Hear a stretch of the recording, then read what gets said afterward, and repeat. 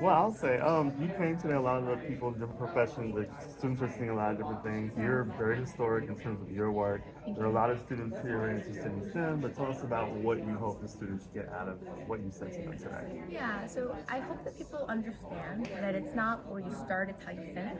And you don't have to decide to be one thing, you can do all the things.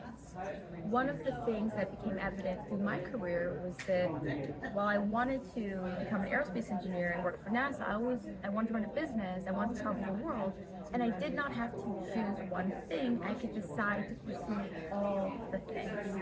And when you're dealing with people that are so talented like the dreamers, I want them to know that they can write, they can act, they can direct, they can be all the things that they feel called to do. So, who inspired you growing up? Who inspired you?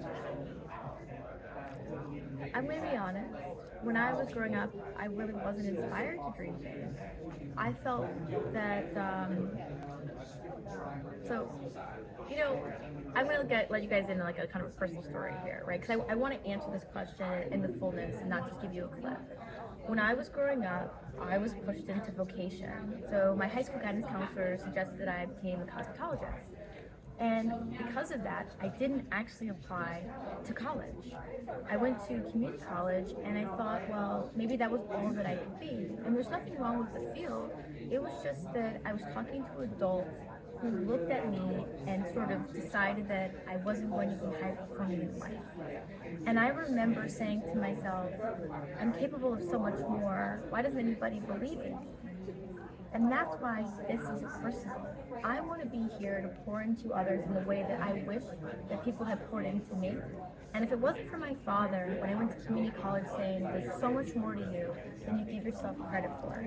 Because sometimes there are people who see more in you at the time than you see in yourself. I really would not have reached. And while I carry that story, unfortunately, she's no longer with me. And so I feel personally passionate to go out there and tell people that I was able to reach my dreams because someone else inspired me. I want to help you do the same by being part of the inspiration today. So can I follow that up? What do you tell these kids to take back to their community Yeah. so they're not dealing with the same kind of stigma of you're just vocational? Yeah. So I think what's important is to be yourself, the world will adjust. Everything that people told me I could not do, I did. I was told that I would never go to a good university. I graduated from one of the best aerospace schools in the world. I was told that I would never work at NASA. I not only worked at NASA, I was distinguished NASA engineer. I had NASA Engineering Honor Awards, love NASA, shout out to NASA. I was told that I would never start a business. I not only started one that I've owned for the past decade, I also started another, raised more than $2 million in venture capital, and I've helped educate over 10,000 students in the last 2 years. And so I want people to understand that they cannot allow others to define success in their lives. And while they may feel as though there are people out there who are discouraging them, find people who believe in your dreams, right? Don't just tell anybody your dreams. You gotta tell the right people your dreams. And today the dreamers are surrounded by the right people, right? And so they have a responsibility to hold each other accountable because when you have that group, when you have that community, you truly can achieve everything. Can I ask you Okay, last question. a little more specific then? Because I think you even said yourself you're not really a math person, and yet you decided to become an aerospace I engineer. was not a math person. And you became an aerospace engineer. Yes. How does that happen? It happens because you have to be careful about the stories that you tell yourself in your mind. I think about myself like a computer, and sometimes you have to update the programming, right? You want to run a computer on 1985 programming, you must push updates, And the update that I had to push for myself was that I can, I will, and I shall, right? You are talented, you are capable, you are able to overcome whatever challenge is in front of you. Say it, believe it, internalize it. And once you control how you speak to yourself, the things in your mind become your reality. And so I told myself I could do it, and I did it.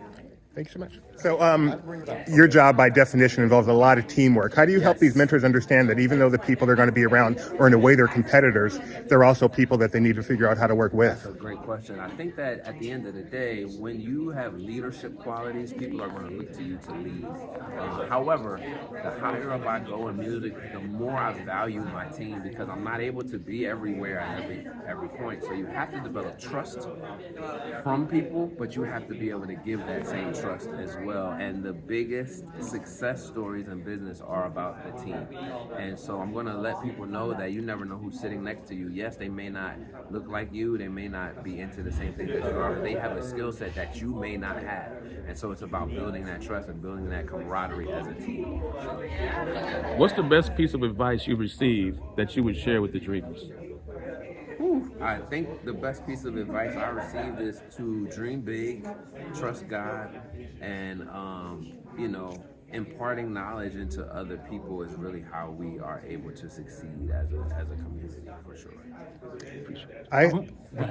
I've heard a lot of people speak, and there's one thing you said that really I haven't heard from anyone else that I really loved, and that was about having a positive attitude and being the kind of person that people want to be around. Yes, absolutely. Can you just elaborate? I think the character of people matters. Sometimes, not sometimes, all the time. Everybody has skills. Everybody can sing. Everybody can play. Everybody can dribble a ball. Now, there's different degrees of what that is, but also if you are mean to people or if you don't bring a light to the room, they don't want to be around you, so your skill set actually diminishes as well. So why not be a good, high character value person? That brings your skill set. Some of the things that you may even lack in skills are supplemented by how you make people feel. I think that's such an important lesson. I hope you're talking to the young people about that. Yes, absolutely. I'm going to go Philly for you. All right, go Birds. Go Birds. Go Phillies, man. So, who were your inspirations in the Philly scene? So I'm talking guys like Grover Washington Jr., Gerald Beasley, guys like that. Yeah, so definitely Gerald Beasley is one of my huge inspirations. He taught at my school. I went to University of the Arts.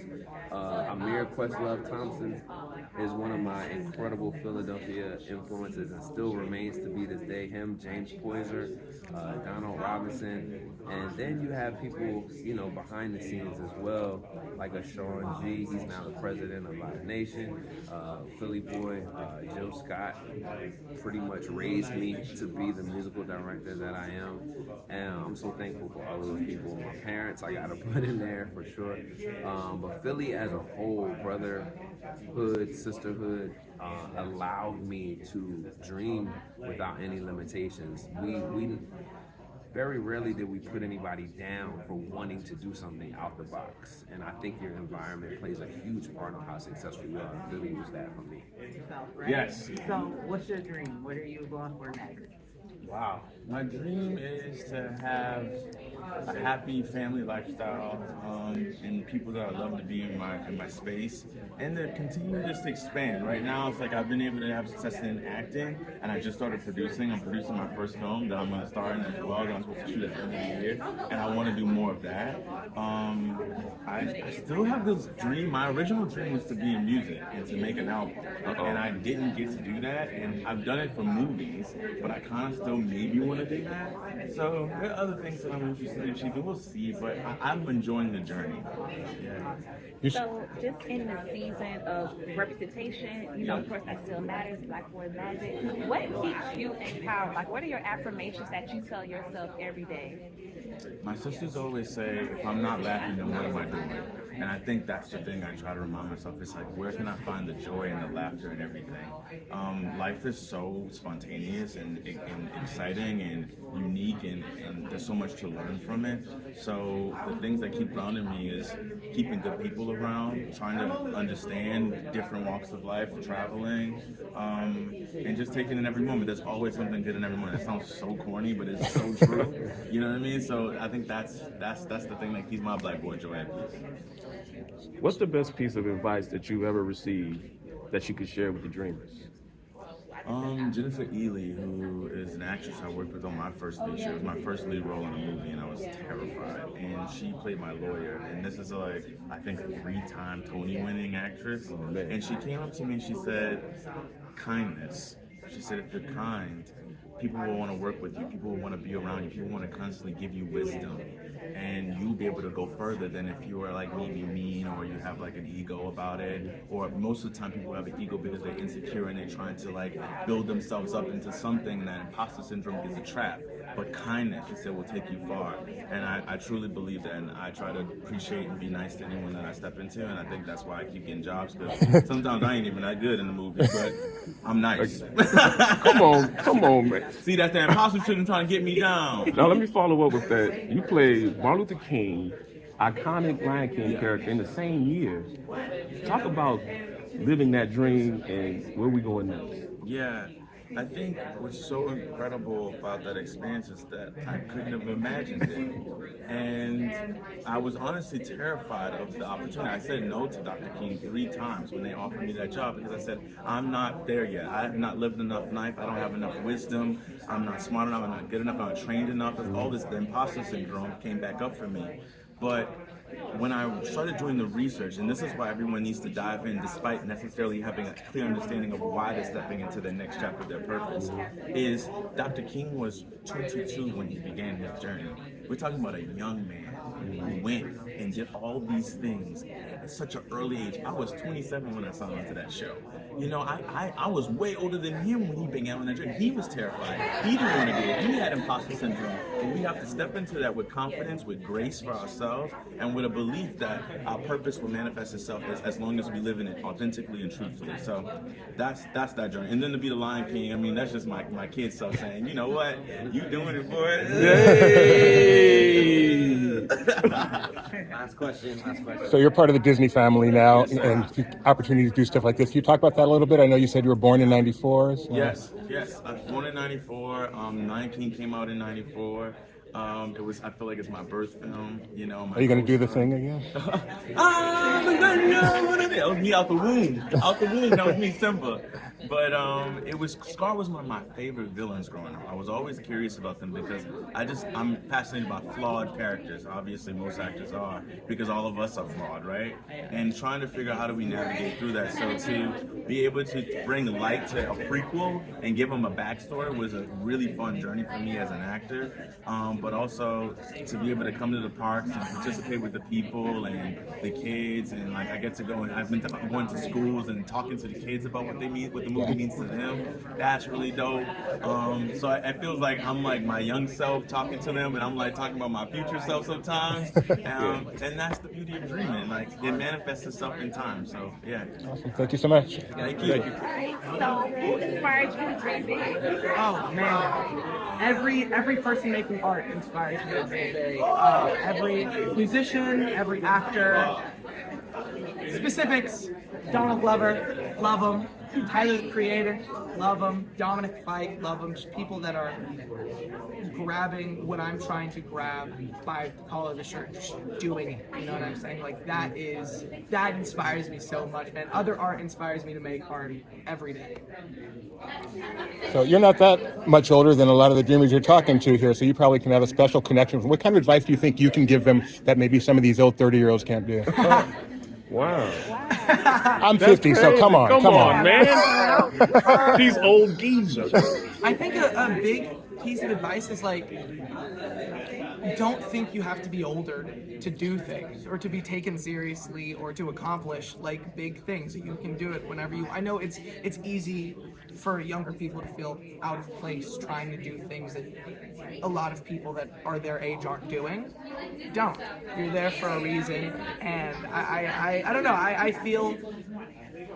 I feel that all the time, you know, trying to make music or being on a show, and the people that I'm surrounded. I'm normally the youngest person in like my crowd of people, and I think that that's a beautiful thing. And you know, you're doing what you're doing, and you're in a place where you should be, even if you're a little younger than everybody around you. You're where you should be. Don't forget about that. So, like, can you talk briefly about just owning your individuality? Because that could be so hard in this like social media age with like TikTok, and you're seeing everybody online like, I gotta be like this person, I gotta be like this person, I gotta do this trend to kind of fit in. So can you just talk about just own your individuality and just not worrying about it? Yeah, you know, comparison is like one of the worst things things ever, man. I mean, I like to look at it as inspiration. You know, seeing somebody that's where you want to be is just inspiration to keep moving a little bit harder. But I don't think you should ever try to be like somebody else, because odds are the person that you are trying to be like is there because they're not trying to be like somebody else. You know, and I think if you fully embrace yourself instead of trying to make yourself like somebody else, you can embrace your full like potential by just being you. If you're too focused on being someone else rather than being yourself, you're not going to figure out all that you can do. You're going to think that you have limits that maybe you don't have because you're trying to be like whoever posted some viral TikTok. Boo, don't do it. How do you stay humble? How do I stay humble? Kind of like what we just said, you know, there's always somebody that is at the phase, like the next step that you want to be at. And I think watching that and not, you know, allowing that to kind of bog yourself down, but saying, oh man, like this person is at the next step that I want to accomplish. How do they accomplish that? And, you know, what do they do? And how do I get like that? You know, and I think another way is just there's so many incredible people in this world that are doing such incredible things in your field, no matter what your field is, that it's great to look at them for inspiration and to say like, I can get so much better and better and better and better. And I think that quest to get better keeps me from ever feeling like I'm too good for anything. You know what I'm saying? Being a dreamer, what's your next dream? My next dream, I got an album coming out in September. Uh-oh. So I am, I'm trying to, my big dream is to kind of take that on tour and blow it up and whatever. So we're making this album, trying to figure out when it's going to come out, what songs are going to be on it, all of that. So, yeah, that's my big dream right now. What kind of album? What Last music? question. Well, this is not a question. This is part of what he said. How you gonna tease us and not tell us what kind of music are you making? Is it rock? Is it like moody, alternative? I'm all over the place. I live in every. I think there's too much cool music to only make one kind of music. You know, that's my thing. I make like I try to make everything that I think is cool, which is everything. I think there's a through line, which is me, but you know, we fall into rock, we fall into indie, we fall into pop, we fall into rap, whatever it may be. There's too much cool stuff to only do one thing. You know? I don't know why you just said that, but that remind me like if Prince was around, I think he would like you. I would like him. Do I get one more? Sure. So, Last. if I can, sorry.